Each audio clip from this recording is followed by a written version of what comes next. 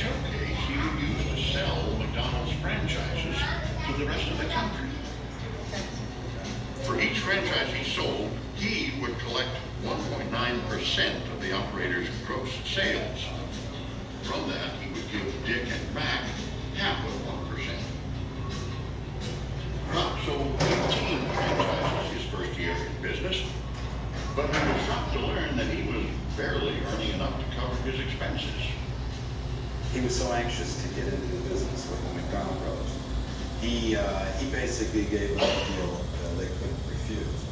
Unfortunately, he gave them a deal on which he couldn't make until he met Harry Sonneborn, who showed him money not on selling hamburgers, but real estate.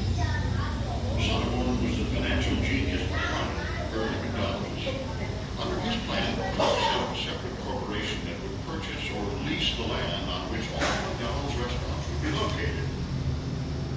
Franchisees would then have to pay him a set monthly rental or a percentage of their sales, whichever was greater. That put Ray's interest in absolute parallel with his own franchisee's interest. Franchisee was motivated to sell more. And Ray only made his money when the franchisee sold more. So the concept of renting real estate to franchisees was absolutely critical to the success of McDonald's in every respect. With his real estate formula in place, Kroc set out to meet his goal of opening 1,000 McDonald's from coast to coast. His search for new locations was endless. Ray was in his mid-50s and spending more time away from home than ever before. This took a terrible toll on his marriage. Kroc's relationship with Ethel had been rocky for years when, in 1957, he fell in love with another woman, Joan Smith. I was there with Ray the night that we had dinner at the Criterion restaurant, owned by Jim Zion, who had the Minneapolis McDonald franchise. And there's this cute blonde playing organ piano combination whose name was Joni. And I never believed in love at first sight, but he was smitten. And, I may have seen the spark in her eye too, I don't know. In 1961, Kroc ended his 39-year marriage with Ethel and launched a full-scale effort to win over Joan. But Joan decided He was heartbroken, but it didn't last long.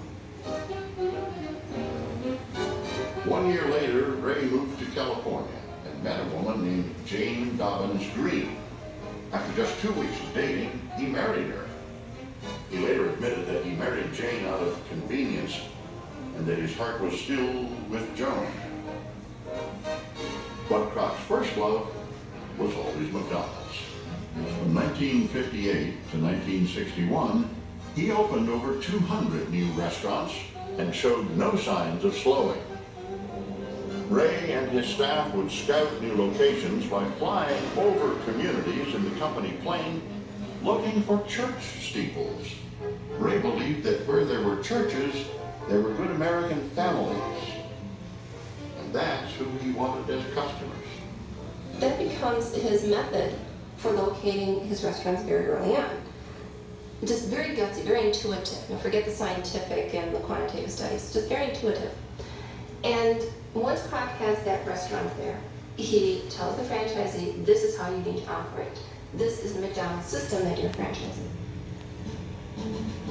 Kroc and company developed a 75-page manual that outlined every aspect of running a McDonald's operation. Nothing was left to interpretation. Burgers had to be exactly 1.6 ounces, served with a quarter ounce of onion, a teaspoon of mustard, and a tablespoon of ketchup. Fries had to be cut at 9/37 inch thick.